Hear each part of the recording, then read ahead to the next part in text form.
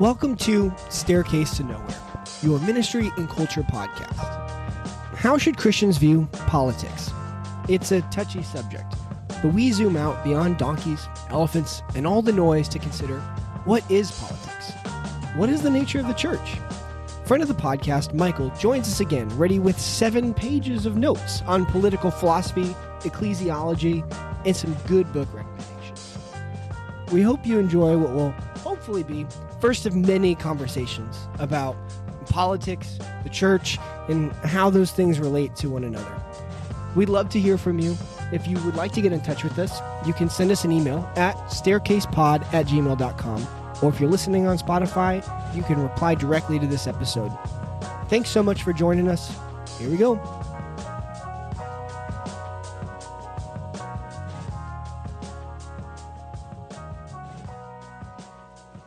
Hey everybody, welcome to Staircase to Nowhere. It's me, Noah, seminary student from North Carolina. I'm here with my friends. Hi, I'm Sam. I'm a street community outreach director based in Louisville, Kentucky, and I'm going to kick it to my friend,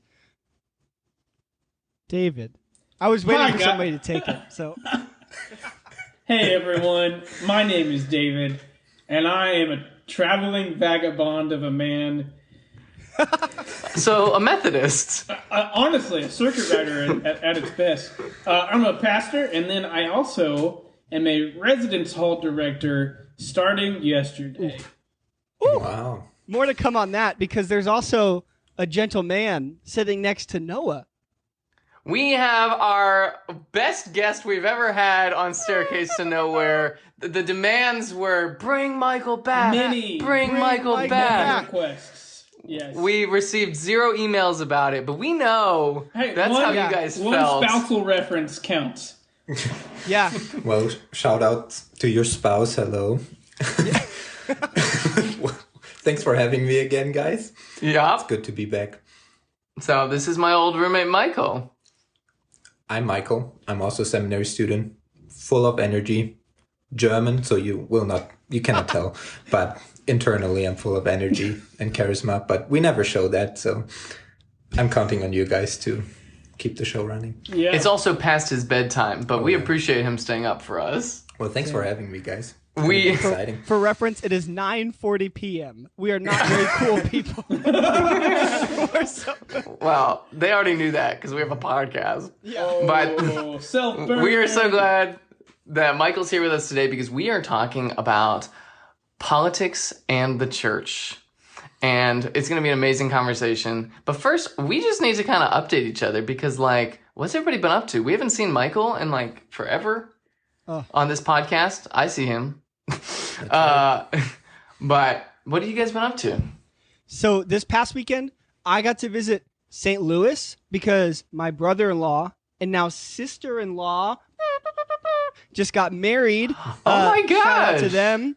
And the last time I went to St. Louis, not this time, but the last time, it sucked. We stayed in this Airbnb Oh my gosh. that was right above a karaoke bar and didn't know that.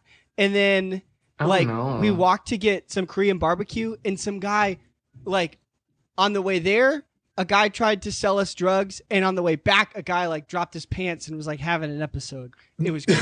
No. That was the last time I was in This St. is Louis. brought to you by the city of St. Louis.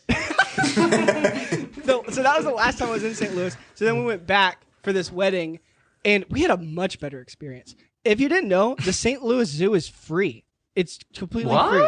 Yeah, I know. And it is some high quality zooage. It's very good. Yeah, what kind of stuff we talking about? Okay, we saw cheetahs. There were polar bears. We saw monkeys. Okay, there was a penguin exhibit, and I could have touched the penguins. They were 1 foot away from me with no glass. I could have touched. Poor penguins. They're just they're just really trusting zoo people, and they're please don't touch the penguins. We trust you not to do it. And Oh my gosh. we asked do they ever get out? And they're yeah, sometimes they hop out, and we have to get them back in. But it was sick. So That'd be so cute. Yeah, that was my weekend last weekend. It was real. If you're ever should I go to St. Louis and should I go to the zoo? Definitely go to the St. Louis Zoo and stay in we were stayed in.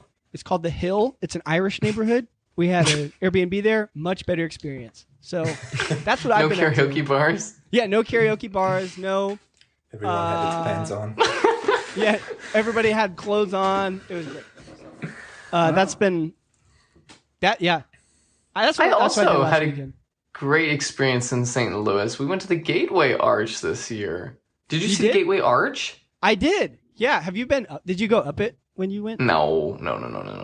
Oh, okay. Yeah, we didn't either. But It's I feel like America's you gotta- smallest national park.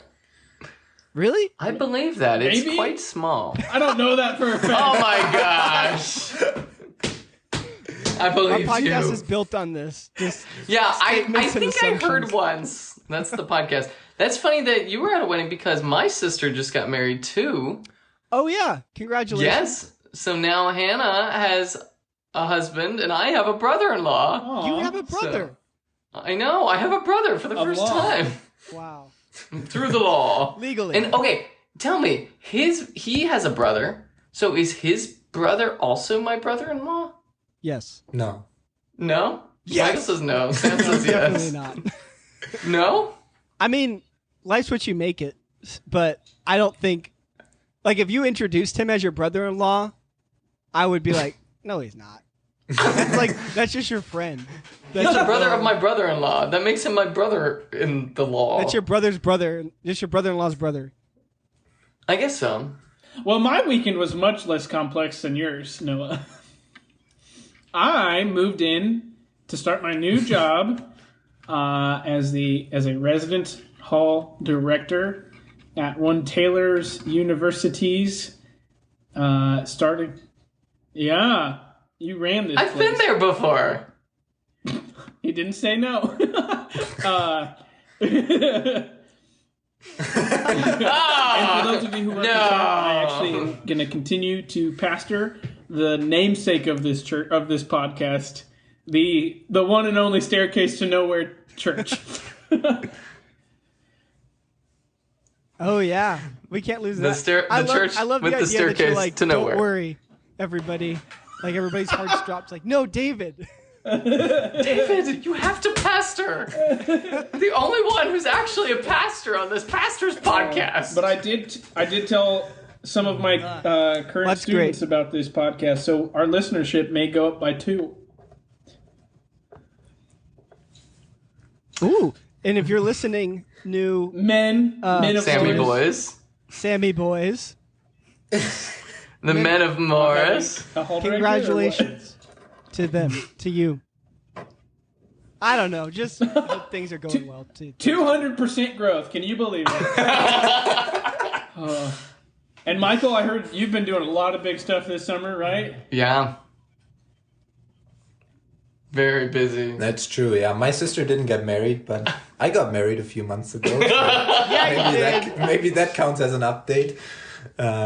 Yeah, but otherwise, I had a very chill summer, to be honest. No classes, still applying for jobs. I've been reading a ton of What's the good number books. one book I've been enjoying recommended that a out for lot, us? I think. Ooh. Well, I'm listening to an audiobook right now, and this is kind of a thing you can only do in the summer when you have a ton of time, but I'm listening to The Brothers Karamazov Whoa. by Dostoevsky, Oh my gosh. which is wild. But I'm really enjoying it, and I'm only Yeah, isn't doing that it a because I super have a long ton book? of time. But it's way too long. They just took their time, and half of the people in it are kind of mentally crazy. But man, it's a good book. It's really, really good. I'm enjoying it so much. It's basically 3 brothers, and every day you just follow along their lives, and they're completely crazy and having a ton of conversations, and it's more exciting than it sounds. And, and Oh. Russian lit for you this summer. Exciting.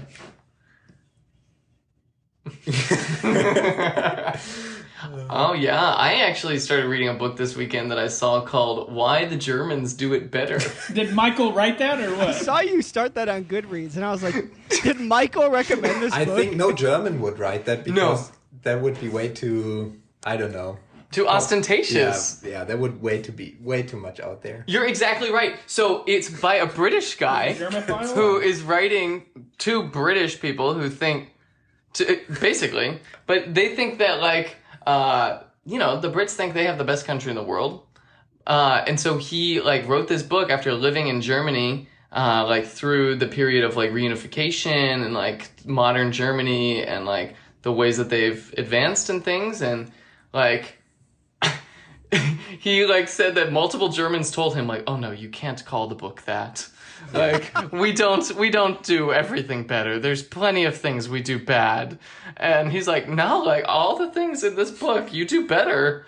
And I just realized, like, I just know nothing about German history. I know nothing. So, are you going to buy a Volkswagen really now, or? I text a picture to Michael. I require one. They do it better. Other cars better. Volkswagen.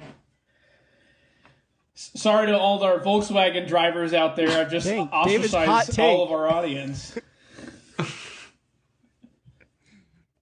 Yeah, they're seriously upset. But I also got to go to DC this weekend. So that was really fun, visiting some college friends, and we had fun. I got to go to 3 Smithsonian museums. Oh my goodness. Yeah, so Look at you. I also went to a free public thing. And one was the Library of Congress, so I guess that's not a Smithsonian. But you can't actually go into the library, which disappointed me.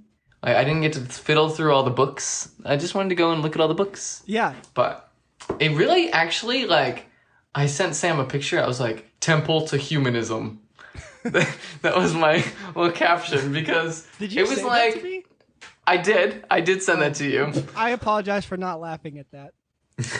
I knew you'd appreciate it at some point. But it just was like, it was like a temple. Like, it was huge, and it just had, like, the saints of humanism, like, different, like, authors and thinkers, busts on the walls, and it had quotes about how, like, man is the best thing ever, and I was just like, wow, like, just how we, like, look at, like, Greek and Roman, like, architecture, and we, like, try to discern what their culture was about and stuff. Like, in the future, they'll look at the Library of Congress and be like, look how the people valued themselves. They thought they were Political hot is stuff. religious. Yeah. The political is religious, and that is a great transition to what we're talking about today. Man, and we really mean it this time. And it's actually real. We didn't just say no one drinks real milk anymore, and that's perfectly bringing us to our topic about political and the church. No. For some people, that's also a political topic with wokeness and stuff, right? That is so true. It's the woke. Yo, have you had oat milk, though? Conspiracy or something.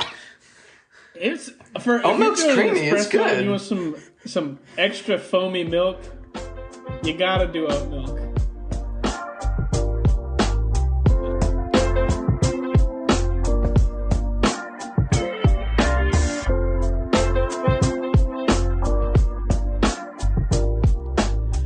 But anyway, we're talking about politics today. But Mike, I guess why? Why are we talking politics today? I feel like, well, maybe to start us off, I feel like politics is this very controversial topic that everyone just connects with DC and elections and Twitter and politicians. But I think politics is, as Christians, we probably have there's a unique way of approaching this topic for us too. And it's way broader than that. It's not just this weird thing that we either get super hyped up about and then it's kind of weird, or we just retrieve from and be like, this is all evil and maybe a necessary evil, but it has nothing to do with us as Christians. But I think we kind of, I would say, why we need to talk about it is because it is part of God's creation and it's part of God's order. And it is something that is inherently part of our lives. It is not just people coming together and they were all harmonious and it was all fine. And at some point they said, and some bad guy came and said, oh, we should have politics. And it's like, oh, shoot, then everything went downhill. But it's like, it's part of God's way of organizing human life, I think. And when we look Would at you the Bible, elaborate on that? Because That's a super interesting concept. Would you? Yeah, I would say, I think the best thing to elaborate on it is when we look, where's this all going? And we see that it is all going to a city, which is kind of fascinating. When we look like how the whole story ends, it ends in a city, the New Jerusalem, or however you want to call it. And the new city, well, city is already like a politically charged term in Greek anyways. And then it says they will rule, and ruling is a political term, completely a political term.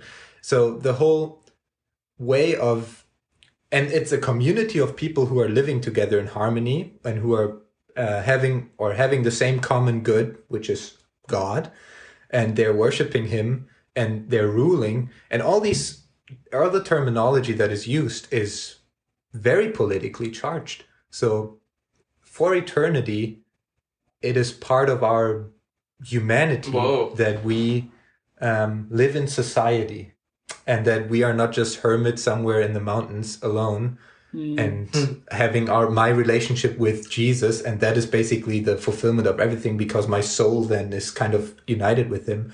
But it's this part that there will be a society in some sense. There will be a city of people, a people of God, a people of God. People is also a political term. All these things will not end. So I think as Christians, we have something to say about it, and we have to think about it, because we cannot be apolitical. We're in some sense, it will always affect us. So maybe better get it straight and kind of redeem it from Twitter a little bit. Yeah, so that's good to say, like, what we're not talking about today. We're not talking about red and blue. We're not talking about which stands Christians should take politically, but we're kind of taking the 30,000-foot view, zoom out, of what is politics, what is the church, what is the nature of Christian engagement in politics. Does that seem fair? That's great.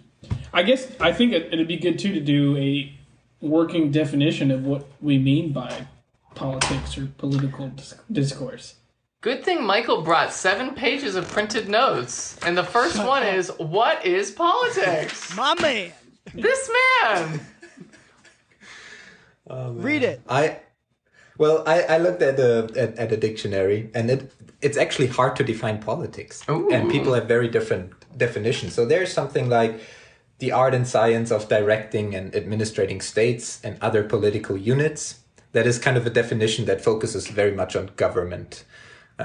There's one that says the complex or aggregate of relationships of people in society, especially those relationships involving authority or power. That is way more broad all of a sudden. It's not just about state or political units. It's about people in society and relationships of power and how society, how things are relating in the public realm. There are other definitions, but I think it helps if we have a broad definition of politics and kind of not just focus on the state or political units in a narrow sense, but more understanding that political action is actually all action that aims at a common good and that is public in some sense. And I think that is way more than just voting or having politicians, but it is actually a part of every human being in society who acts publicly in his neighborhood, who takes who is a citizen and who is not just privately in his home, but who is acting in a club, in a church, in politics, maybe in other ways of acting, of making a difference, or in pursuing the common good and not just his personal good. I think this is all in this realm of politics as the public life, the public sphere of life. Wow. All that is awesome. So I think just for my sanity, like to boil it down to like our working definition of what is politics. So we're talking about in this conversation, what is politics? We're talking about like the ordering of public life, or like the life of everybody. Just like how do we organize ourselves as society? What is our culture and our norms and our laws and stuff? We're talking politics. We're talking about like public life as all of us people working together. And then, so that's the working definition. but we're on this podcast, like trying to ask the question, I guess, like how does the church fit into that? How do we as followers of Jesus fit into that? I think a lot of things people are wrestling with in this whole politics thing is like, am I supposed to fit into that? Like, how does all this connect? How does this reality that there is a kingdom, like a heavenly kingdom that is breaking through because of Jesus, like that is also interacting with earthly kingdoms and stuff. Like, how do we as Christians faithfully engage all that, that in a way that's like beneficial and God honoring? So I don't know, but I think that's where we're headed, right, in this conversation. Yeah. Those are some big questions. Those are good. Yeah. Sorry, maybe too big of questions. That's what it's about. Staircases to nowhere. Maybe it goes somewhere. Yeah, I think that is a very important question for Christians because Christians tend to privatize their lives often and either fall into this trap of using the church as a political stage for just secular parties. I mean, like we just will advocate for one presidential candidate or something. Or they say, well, we just preach the gospel and we have nothing to do with the public realm. It's just about your personal salvation and let us not talk about anything publicly related because it's just me and my Jesus. And I think both ways of dealing with it as a church are not fruitful and probably, I would say, they're not faithful to the proclamation of the gospel. Because that is like, just to throw something in, maybe you guys can you have some thoughts on that. But when the Christian church started emerging and they started proclaiming Jesus as king, again, king, political term, it was in the realm of the Roman Empire. And the Roman Empire was an empire full of different religions, and all of them were fine and tolerated as long as they were private. So people just had their private idol or their private god in their house, for example, or in their village. But it was just this private thing that you would worship while you were still just worshiping basically Rome, the Caesar or the whole system. And then all of a sudden the Christians came on the scene and political authorities, Caesar and other people, started persecuting the church because they felt threatened. Why? Because they started proclaiming Jesus as a universal king, as a public king, as a God who would not be refrained to just his personal space in a house. He was not just a house idol. We're like, yeah, I can worship Jesus and I still do everything you guys do. But Jesus basically broke into that, and you use the word of kingdom, and it basically, where the church came, it shook things up. It shook the political realm up. It shook the public life up. Not because the Christians were revolutionizing things, but because they proclaimed Jesus. So there has to be kind of this middle way between being just private and just endorsing politics in the secular sense. Okay, wow. Have you guys ever read The City of God or discussed The City of God by Augustine of Hippo? That's kind of what I feel like we're kind of getting to that place of, if you don't know, The City of God was a book written like 5th century, something like that.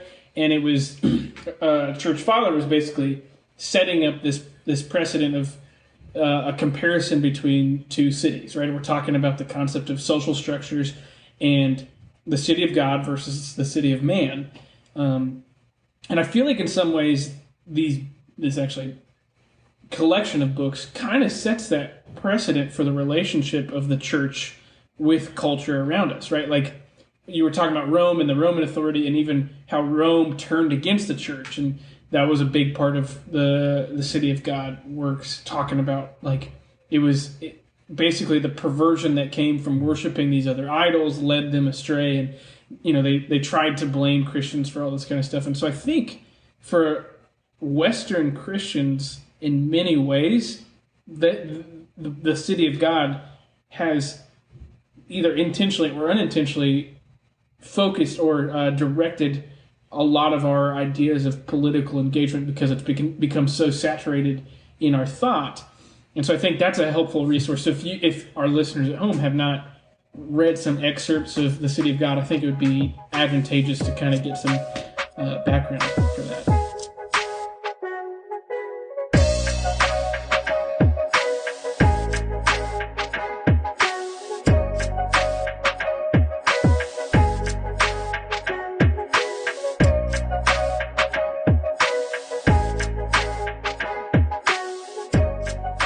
Michael, you have this quote you were saying earlier, and I just want you to unpack that and help us understand. What were you meaning? Well, I kind of started quoting it when you talked about DC and the Greek architecture. And it's a quote from a book I read a few months ago. It's called Awaiting the King by James K. Smith. And it's about how we as Christians basically relate to to politics and the public realm. It's a political ethics book, basically. Found it very intriguing. I don't know if I agree with everything, but it was very, very thought-provoking. And he said, what we have to understand anew or realize again is that the state has a religious side in it and the church has a political side. So the state is religious and the church is political. And I think he's true with that. Like the state is not just this, or the political realm, and also the state is not just this administration as a means to an end, but the state, for example,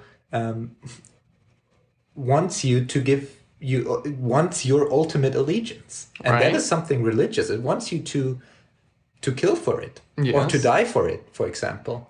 And it says our values are so high and they're so important that they're basically becoming ultimate, and they can become something that we worship. So there's this religious tendency in politics to make it about the ultimate and to desire the ultimate allegiance from its citizens. And I think the other thing is kind of what you were referring to with the City of God is the church has a political aspect, and political in that sense, not parties, but public. Like worship is a political act. It is worshipping a king. It is worshipping another king that is not Caesar, that is not some earthly power, but it is saying Jesus rules. He reigns ultimately. He is our authority, our ultimate authority. He has our ultimate allegiance. And that can sometimes bring us into tension with the state who also wants our allegiance.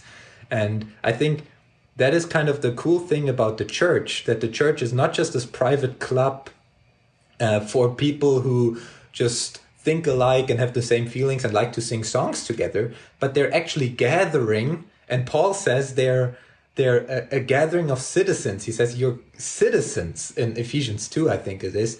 And he says when you gather, it's like a public gathering. It's like a political gathering, and you proclaim someone is king and someone has our ultimate allegiance.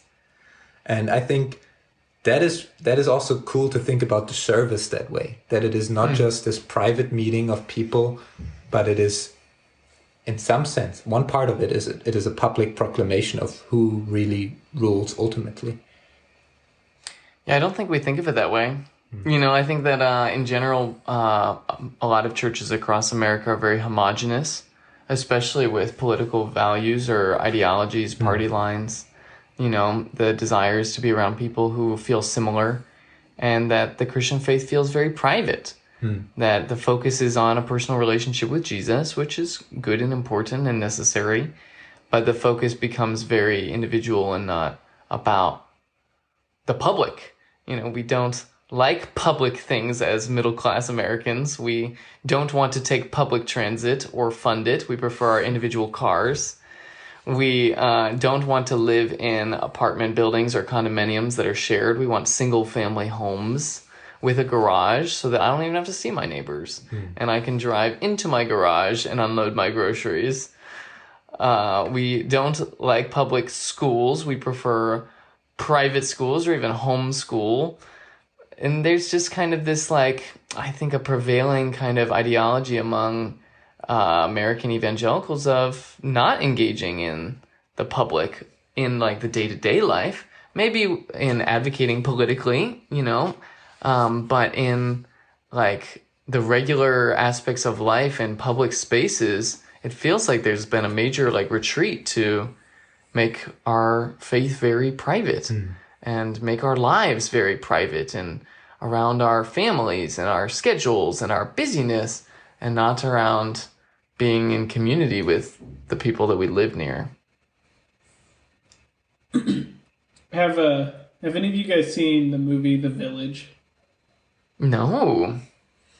Okay, so the whole time I'm thinking about this conversation, what's going on in the back of my mind is what is our view of humanity, right? The brokenness, is redemption possible? Are humans just completely, broken? And I think, you're coming at it from this place of like, we understand that society is broken, right? We all know that. We look outside, you see that society is broken. And so, I think the natural inclination when we see brokenness, it depends on your person, right? Some people, they see something that's broken, they try to fix it. Other people, when they see something wrong, they evade it, they get away from it. And to spoil a 20-year-old movie, how dare you, Shyamalan, there's a group of people. I am definitely spoiling this movie, so don't listen for the next 1 minute if you have not seen The Village. This group of people all experienced major traumatic experiences, suicides, deaths, things like that. And so this group of family went together, bought this huge plot of land, and set up a village in the middle of this woods, and paid so planes wouldn't fly over, made it as private as they could, made it like a wildlife sanctuary so people couldn't come in it, and set up a village of people living like it was the early 1800s in the middle of this town. And they came up with their own societal rules to keep people from wanting to venture out of the village. And it's set up like a horror movie. It's not a horror movie. And it sounds they like set one. up these like monsters in the woods, but to try to keep the kids from leaving the woods. It's really just the village elders dressed like monsters. And it's a really good look on our view of society and our view of like, what do we do? Do we evade it? Do we run away from it? Because you come to find out these people held on to these boxes of memories from their time when they were in the modern realm. And they all experienced these traumas. And so they were trying to do their best to deal with the situations, the brokenness in society. And I think it's a really good look into, I think the reason oftentimes Christians disengage from politics is because we don't know what to do with it. We don't know what to do with pain. We don't know what to do with trauma. We don't know what to do with things that make us feel uncomfortable. And so we go to the extreme of the Amish, right? Or we go to the extreme of being a hermit in the woods. And so the question, that's where I think we have to understand why we go that place. And so to see that, it's helpful for us as we have this dialogue, because it's easier, right? I think it's easier to get out of a situation than to try to fix it. But we are, as Christians, are called to bring Christ's redemptive love to all corners of the earth and all aspects of society. And so Christ was political, but he also was our Savior, right? I think I see, at least in some of the realms I'm a part of, where I've even seen this video going around that Christ was purely political. All the reason he was died was just because he was trying to stick it to Rome, and there was no substitutionary atonement, anything like that. It was just political. It's like, no, he was standing up against Rome, but he also did die for our sins. And so I think it's finding that balance of engaging in politics and engaging in seeing the society not as something to run away from, but to engage. That's a helpful way to kind of set up the question of like, what is the commission? I think the easiest thing for me to ask the question is to just set up the two polar opposite sides and talk about maybe why those aren't satisfactory. So if one side is, we have this world that we're called to cultivate and like bring flourishing to through our culture and through our society and in our politics. Jesus commissioned us to go and make disciples. like, go preach the gospel. That is the commission. So, like, that's one side, like, of the argument that says, please, let's just go preach the gospel, and that's what we need to focus on as the church. Let's not lose sight of that. Just let's do that. The other side would say God has blessed and ordained rulers and authorities to govern people here on earth, and especially us in the West in democracy have the ability to choose leaders who will honor God. So let's put God's person in positions of power so kingdom can come and human flourishing can happen.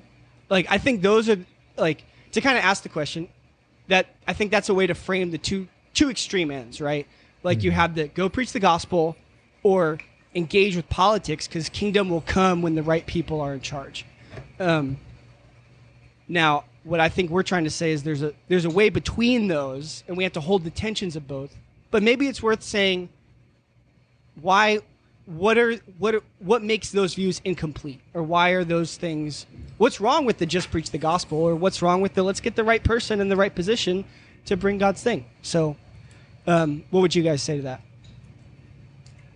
I think what is wrong with the thing of let's just bring the right political figure into power and then we will bring the kingdom on earth is that we are awaiting the kingdom and Jesus will inaugurate it, or he has inaugurated it and he will come back, and we are not producing it. And we're definitely not producing it by means of power. That is not the way how Jesus started it. And I think that is not the way how he is doing it in this age of the church, in this time that we're in.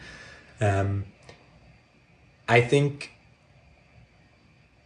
history has shown us enough that the solution is not to have a perfect Christian society. We have tried that in the past. It's not like America is the first country trying that, or some politicians in America being the first ones who tried it. It's a very old idea. It goes back to Constantine, like 400 AD, who started trying that. Say, let's shape the world, shape our state into a Christian nation, basically, or a Christian realm, Christian kingdom. And I think we always have to be aware, as long as we are on this earth and as long as we're in this fallen state before Christ comes back, this will not ultimately work. And we will not bring the kingdom on earth by political means. It's not going to work. History has shown that. It gets perverted. Power gets perverted and power gets misused. And I think there doesn't have to be an inclination in us to be like, we want to go back to the Middle Ages. Because that was basically that was the perfect time. It's like, no, we don't have to. And that is not what we have to desire. It is actually, I think, kind of when Christ and state are too close together, then often the proclamation of the gospel and the proclamation of who Jesus was and what he wanted, gets perverted. So it's always a problem there on this side. Yeah, no, that's amazing. And I think that just preaching the gospel, what they mean is just preach an individualistic gospel of repentance and private faith. You know, preach a gospel that doesn't have any bearing on the world. And that's not what Jesus came to do at all. Like, he reads from Isaiah and says, the Holy Spirit has anointed me to proclaim good news to the poor. He sent me to give liberty to the oppressed and sight to the blind. Like, the gospel does bring that liberation. It does bring that change to people and systems and structures together. You know, like, it's like he changes us and we help the world be different, the world around us. And he's not just calling us to just know him. I remember my middle school youth pastor used to always say, like, if he had nothing for you to do when you got saved, he would just send you to heaven immediately. Like, there's a reason why he saves us, calls us as his people, and then gives us a role to do. And being here and making this world look more like kingdom ethics and values. But then you can't go to that other side of we need to get it exactly right, and then the end will come. So I would have a proposal for the midway, and maybe you guys disagree with me. Okay. But my proposal would be that, so the tension will stay. I think we have never solved that tension, and people before us also haven't. And this is staircase to nowhere, so maybe it goes to nowhere, right? We have to solve it in this 1 hour. But my suggestion would be, and I am borrowing here also the term. I liked it in this book when I thought about this book again. He speaks about as an ecclesial center of gravity. Ooh. So what he means is, for our understanding of politics, we need to understand how the church is a public political entity and how we are citizens, co-citizens, as the church. Paul calls us that. And if we understand that and live in that, then this will equip us and train us to also live a God-honoring life in the secular public realm. So this is my proposal, that when the church is the church and worships Christ as king, then she doesn't have to have some kind of social ethics that are separated from the church or from what the church does, but then the church in itself is social ethics. It is its own social option. And this social option then also sends us out into the secular realm, but only if we get shaped in the church, if we get formed, if our character and our desires and our way of living and thinking are formed in the church, we have a possibility to live also in the public realm, the secular public realm. That's my proposal. Whoa. It makes me think of this idea of Jesus talks about a city on a hill, and the founders of Massachusetts colony or whatever were like saying like, this colony is meant to be the city on a hill. But that's not it. It's not that any state or government is meant to be the city on the hill. It's that the church is meant to be the city on a hill. And when we live as the church, as brothers and sisters, redeemed and renewed by Jesus, living a way that is impossible for humans that are just on our own to live, like, people see it. And that starts changing neighborhoods and societies. And when more people get renewed by God, you see that change happen. And I think that we're seeing that happen in countries that have political systems that are very un-Christian, and yet that makes like the church stand out so much, and that makes like these movements like the house church in China, which the government is afraid of because it seems to be a political movement. Like there's the power that if they get too into this, it could overthrow the power of their state. And so I just think like, as Americans, we have this idea that like the government needs to like align with our values, and like we're seeing that around the world in places where the government doesn't align with Christian values, the church thrives and grows all the more because it stands out as this better way and better ethic and better kingdom and new family that people want to be a part of. Michael, did you see me dabbing while you were talking earlier? Sam, you were going crazy while he was talking. What's up? What's up? No, just really appreciate all the things. In America, I think the tension that I feel in just my experience and why this conversation feels important is because the success of, for some reason, it feels like the success of the gospel and the success of our nation got really intertwined in the way that things were presented, or like that America as this Christian nation, in order for the gospel to flourish, that we as a nation have to flourish and maintain power to whatever ends, yada, yada. And I think what I would love to do is like in just life and ministry has helped detangle those things and say, no, like let the church flourish on its own terms, because the church is the hope of the world. Like America is not the hope of the world. Fill in the blank of whatever country you want to put there. Like this Babylon is not the hope of the world. Like whatever nation state is not the hope of humanity. The church is. And that's, I don't know, just the entanglement of those two things, where that's what I feel like I would love, I want to like push against is the idea that national flourishing is the same as the church flourishing, or the church can't flourish unless its ethics are reflected in like the national scene or something. I think it's a very, very important point.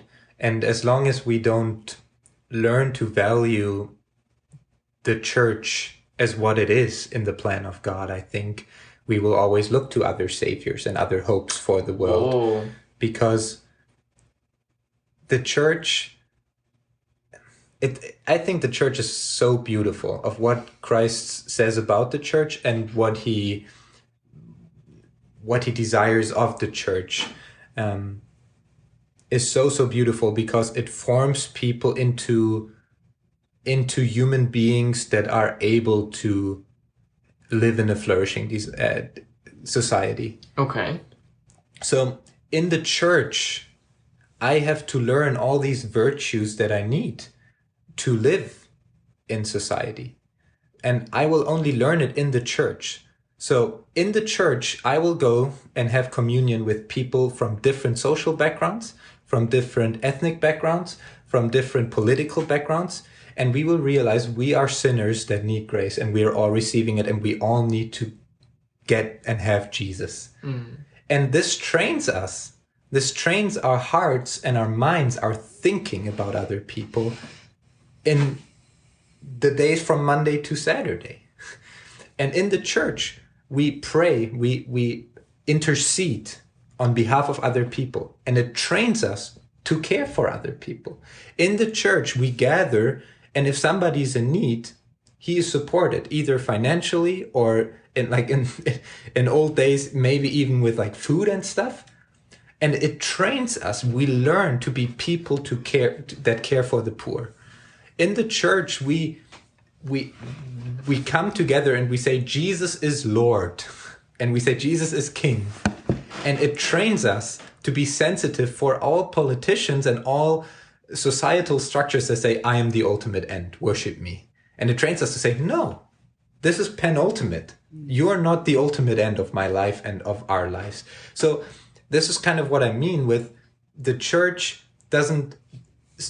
going to church, and the church also sends us out at the end. Mm-hmm. That's so cool. And like classic liturgies, at the end you get sent out. Mm-hmm. You get blessed and you get sent out. So it's not like go to church and I love me a good benediction. Yeah, liturgy is so cool in that sense. A good liturgy, a good thought through liturgy is actually very helpful in that sense, I think. But going to church, being part of the church doesn't mean I am not part anymore of society.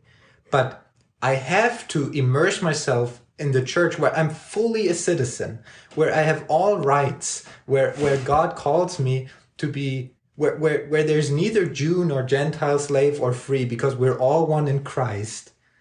We're all called, we're all full citizens with all rights in God's kingdom. And I learn how to live.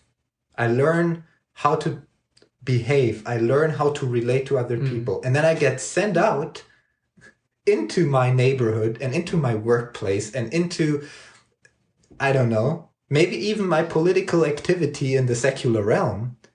But I've been shaped and trained to live differently in the church.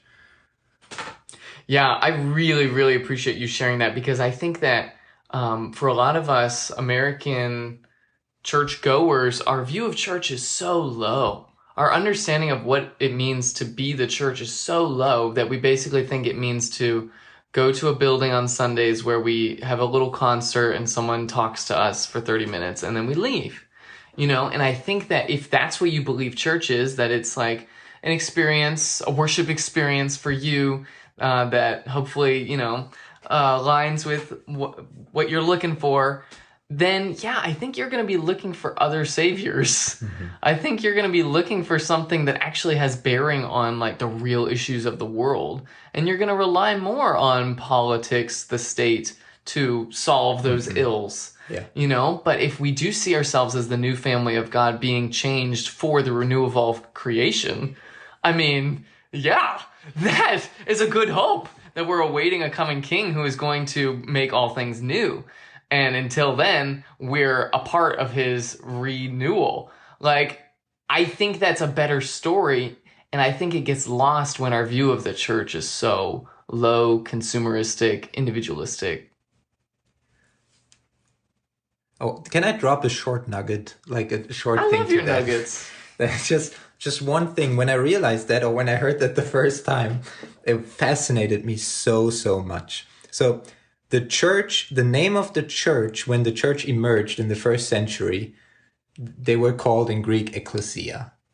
And that's like, yeah, you're called out and stuff, and people use that term in different ways.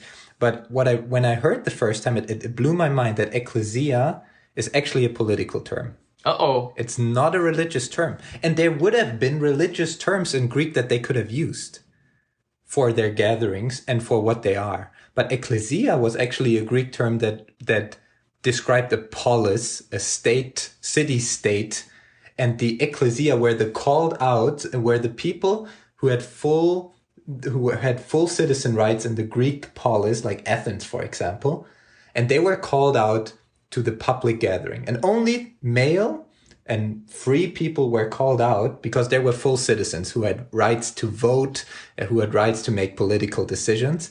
And the people who had to stay at home were the so-called idiotes, from idion. The idiots? So, yeah, and that's where we get our word idiot from. They were the people who had only the private life and who were not called out to the public sphere.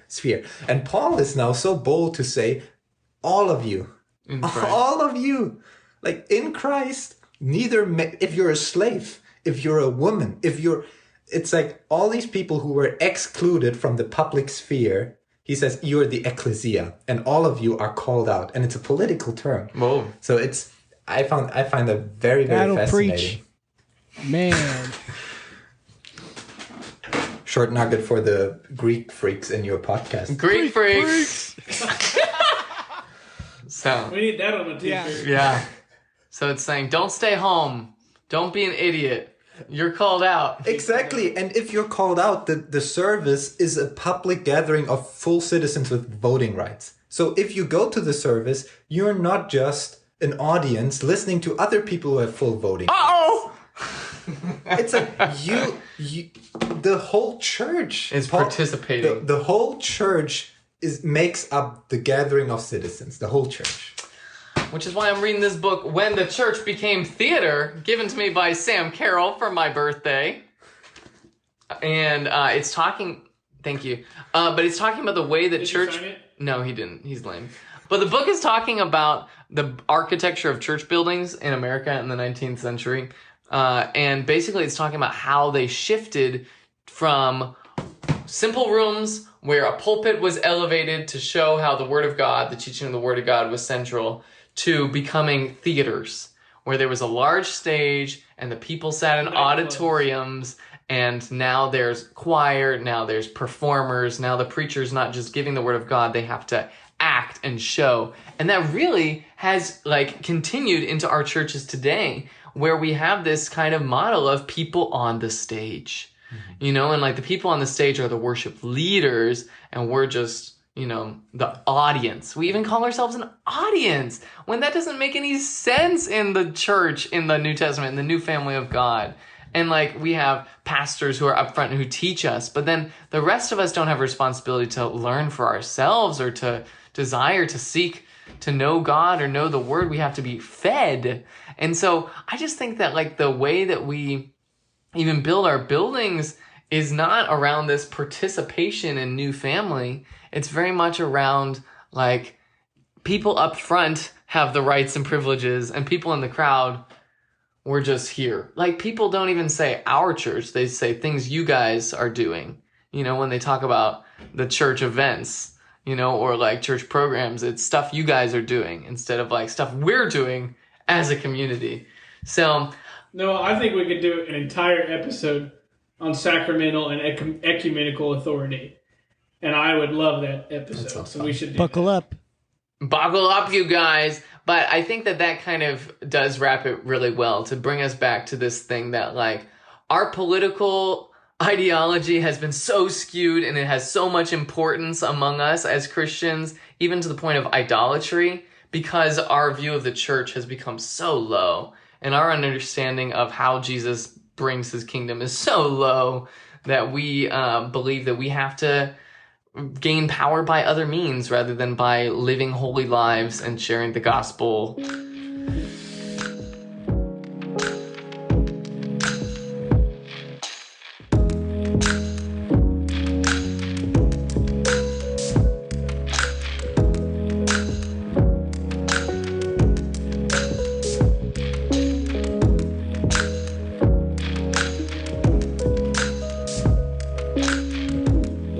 So let's staircase to nowhere or to somewhere.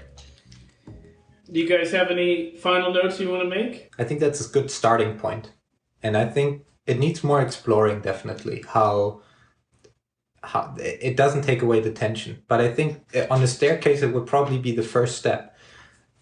And it was very helpful for me to learn or to discover that talking about politics for us Christians starts probably by talking about the church and not about who do you vote for. But you are a full citizen. You have a full citizenship, but not in this earthly kingdom. But you're a full citizen with full rights, and learn to live in them first. And it will shape your way of living in the secular as well. I think my takeaway is going to be the reminder that politics is not a dirty word, right? I think that's my natural inclination, is as a reaction to what I see around me, I just avoid it. But I think tonight was a good reminder for me. It's not something to avoid. It's something that we're called to participate in. Noah, do you want to go? Because I'm like still thinking. I'm just going to quote Michael. The state is religious, the church is political. I think that, like, to have that understanding that, like, our state is trying to woo us with their ideology and make it ultimate, when the Bible teaches us that Jesus' kingdom is ultimate. And that, like, our involvement as his church in our world should have political implications in the communities in which we live.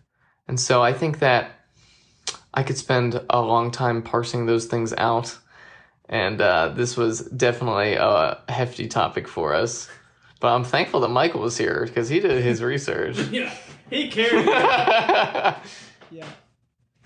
I think, okay, maybe I would say to, like, just the desire to want to, like, there's a real temptation, I think, to swing in different directions and to, like, and to not be guarded and, like, not be diligent and ask, and, like, continuing to ask the questions about, like, how does the Spirit want me to live and serve and minister in this time that is complicated and nuanced and all these really different things, and not just swing one direction or swing this other direction. And I think, like, as ministers or as people who are trying to engage this conversation well, or, like, thoughtfully, to engage it with a lot of patience, and engage it with, like, a very generous heart when we encounter people who are swinging this way or that way or something, but, like, really wanting to foster conversations and like dialogue that is centered on Christ and his commission and the scriptures, and not being afraid of that taking a long time. And, like, this conversation is going to take a long time as we talk about politics and stuff. It's complicated, but not being afraid of that long conversation in my own life and in my own discipleship and in the conversations I'm having with other people. So, yeah. Michael, thanks for being here. Thank you so much for your engagement, and I'm so thankful you have this whole summer to just read books, because this is the product of being well read. You get opinions on things. Thanks for having me, guys. A learned man.